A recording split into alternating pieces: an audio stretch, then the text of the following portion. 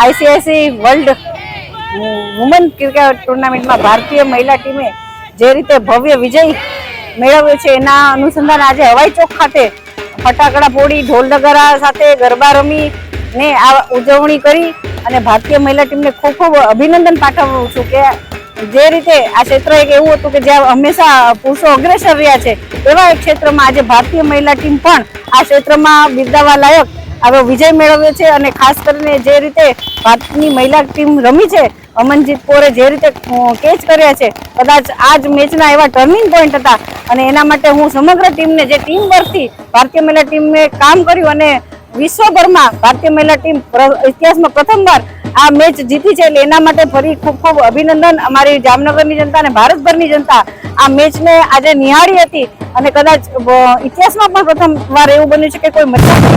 ફાઇનલમાં પહોંચી અને ભારતભરના લોકો એના તરફ આકાંક્ષા અને આશાની નજરે જતા હતા અને એ આકાંક્ષા ભારતની મહિલા ટીમે પૂરી કરી છે. ફરી એકવાર એમને બિરદાવું છું.